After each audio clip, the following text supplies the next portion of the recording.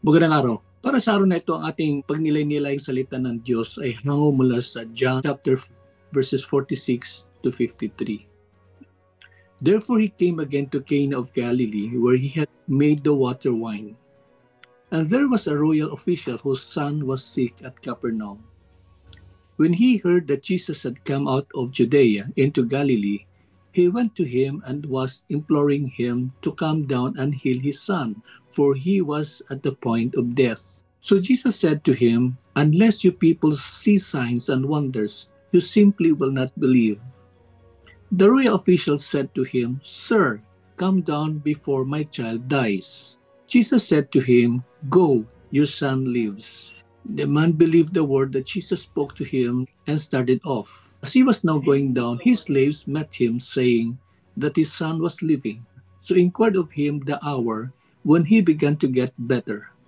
Then they said to him, "Yesterday at the 7th hour, the fever left him." Verse 53, so the father knew that it was at that hour in which Jesus said to him, "Your son lives," and he himself believed, and his whole household. May the Lord bless the reading of His Word. Yung makikita natin sa mga binasa nating talata, dito natin mapapansin ang kahangahangang pananampalataya na mayroon ang isang opisyal na ito ng gobyerno nung kapanahonan ni King Herod, nung kapanahonan ni Jesus nung siya'y nagmiministeryo pa sa lupa. Dito mapansin natin yung mga bagay-bagay na kung saan ay magpapatunay na itong royal official na ito, meron po siyang pagtitiwala kung sino at ano yung nagagawa ng Diyos. Kasi mapapansin po natin dito, una sa lahat sa verse 47, makita natin po na nung narinig po niya na naandyan po si Jesus, dali-dali po siyang pumunta. At alam niyo po, ang layo po ng kanyang kinaroroonan at doon po sa kinalalagyan po ng ating Panginoon ay umabot po ng mga 20 miles, and that's around mga 30 kilometers. Nilakad niya po yun, puntahan niya po yun. At noong nakita niya na po si Jesus, dali-dali niya po sinabi sa Panginoon, "Ang aking anak ay nasa bingit ng kamatayan. Tulungan niyo po ako, pagalingin niyo po yung aking anak." Napansin po natin ang sinabi po ng Panginoon, "Unless you people see signs and wonders, you simply will not believe." Dito po hinamon ng Panginoon yung kanyang pananampalataya. Sa katunayan, para kumbaga pinaliwalaan niya yung kahilingan ng taong ito. No? Parang nilihis ng Panginoon yung issue.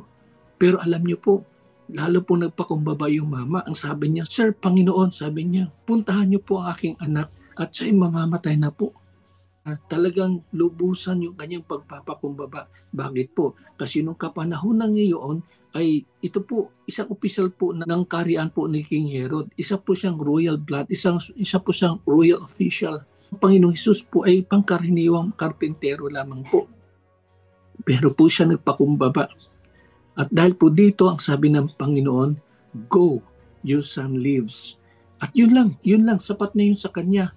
Pinaniwalaan niya yung sinabi ng Panginoon, "Pumunta ka na, humayo ka na, sapagkat ang iyong anak ay mabubuhay." Dahil po dyan ay siya nagpatungo na po, bumalik na po siya sa kanyang kinaroroonan. At dito po natin makikita na sa talatang 51, ay sinalubong po siya ng kanyang mga alipin at sinabi ng mga alipin na yung kanyang anak ay buhay. At dito po kanyang tinanong, "Kailan ba nagkaroon ng kagalingan yung aking anak?" Sabi ng mga alipin, ito po ay nangyari ng mga bandang 7:00 ng umaga. And he realized that it was at the time the Lord Jesus told him, sabi sa kanya, "Go, your son is healed." Ibig sabihin nun, yung iyong anak ay gumaling. Kaya po makita po natin sa panghuling talata, ito po ay dahilan kung saan po tunay nga po siya nanampalataya sa Panginoon. Ganon na rin po ang kanyang mga kasamaan sa kanyang pamamahay. So ano po mapapansin po natin? Ang mapapansin po natin dito po ay ang ating Panginoon ay hindi po kumikilala kung sino po tayo. Ang kanya pong tinitingnan po yung ating puso, nananampalataya, naniniwala sa kanyang salita, musunod ng kanyang mga alituntunin. Sapagkat pag ganun po yung ating ginawa, ang tiyak po ang ating Panginoon po ay kikilos. At ang pagkilos po niya ay kamangha-mangha sapagkat hindi po natin ito maaaring inaasahan. Kaya maalala ko po nung kamakailan lamang po ay ka-attend ko lamang po nung IDC conference ng CCF. Ang ibig sabihin ng IDC is Intentional Discipleship Conference. At Isa sa mga speaker na si Pastor Paul, nagsalisay po siya ng kanyang karanasan na kung saan ay sinubok ng Panginoon yung kanyang pananampalataya nung siya po ay medyo may kabataan pa. At ito po yung patungkol sa kanyang pagbiyahe mula sa kanyang bayan sa India at tumungo po siya ng Singapore. At ang kanyang dala-dala lamang po na salapi ay $100. Yun lang po yung kanyang baon na amount. Kanya ikiniwento na sa kanyang biyahe pa lamang patungo doon sa kanyang tutuluyan ay gumastos na po siya ng $20. Ibig sabihin, $80 na lang po natitira. Habang siya'y nananambahan sa kanyang lugar na pinuntahan, kinaugnay siya ng Panginoon na iabot niya yung kanyang daladalang amount. Yung daladala niya natitira $80. Ano niyang ginawa ay sabi niya, Panginoon, talagang parang napakahirap naman, Panginoon. Andito ako sa isang lugar na wala pong kakilala, wala po rin tumulong po sa akin. Kaya po ang ginawa niyo po, inabot niya lamang po $5. Kaya lang po napakatibay na conviction sa kanya ng Holy Spirit at hindi po nagtagal ay talagang tumakbo po siya, hinabol po niya yung tumatanggap ng offering at inabot niya na po yung buong amount na natira po sa kanya. Exactly $80, ibinigay po niya yon. At pagkatapos po ng kinuwento po niya na iyak siya ng iyak, sabi siya, Panginoon, ikaw na pong bahala sa akin. Ikaw na pong bahala sa akin. Simula noon, pinagpala po siya ng ating Panginoon. Kailan po ito? May relate ko po sa aking sitwasyon sa ngayon. Sapagkat medyo may kabaliktaran po siya. Sabi ko, natawa nga ako eh. Kasi ang sa aking pangyayari po ay ganito po. Nung tinanggap ko po yung ticket, ito po ay free ticket na ipinagkaloob sa atin ng Panginoon para po sa IDC 2020-25, talagang tuwang-tuwa ako.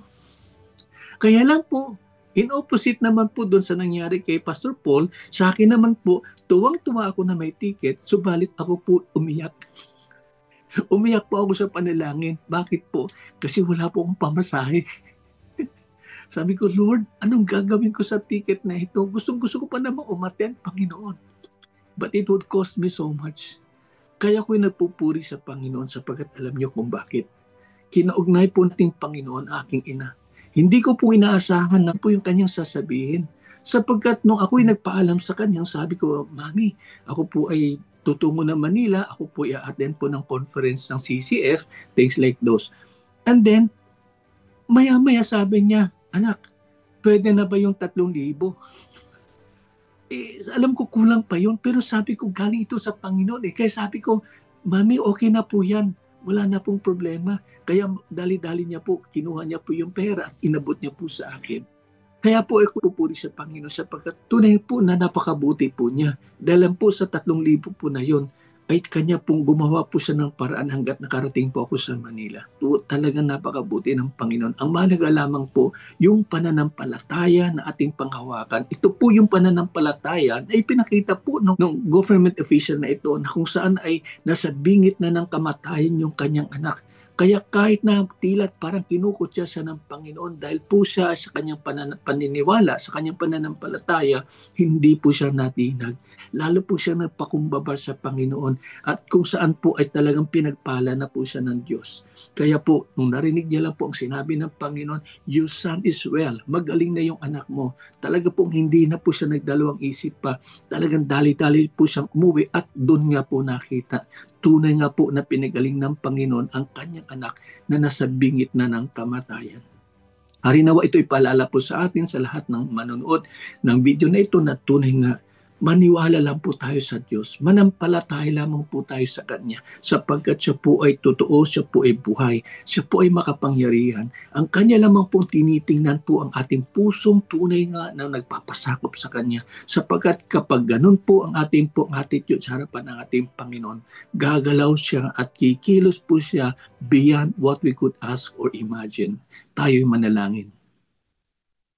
Dakilang Panginoon, maraming salamat po sa inyong paalaala sa araw na ito. Natunay nga po, Panginoon, namang banal, kayo po ay no respecter of persons, O God. Hindi kayo po tumitingin kung sino po kami sa aming katauhang panlabas. Ang iyo pong tinitingnan, Panginoon, ay aming pong puso na kung saan po ito nakasalalay. Salamat po sa iyong biyaya, Panginoon, sapagkat sa pamamagitan po ng iyong pong grasya, kami po ay makakalapit po sa inyo, O Diyos. Kami po ay mayroon pong kalakasan na tatalima anuman ang iyong tagubilin para sa bawat isa sa amin.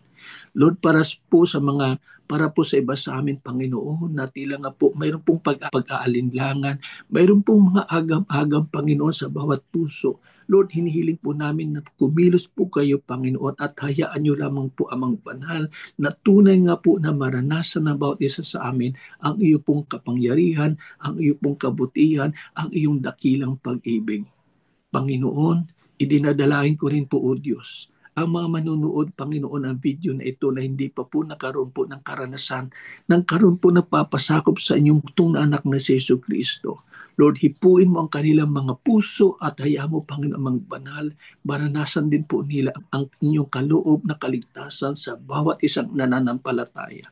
Salamat po na marami, Panginoon. Ang lahat ng papuri, lahat ng pasasalamat ay aming ibinabalik sa matamis at makapangyarihang pangalan ni Jesus. Amen at amen.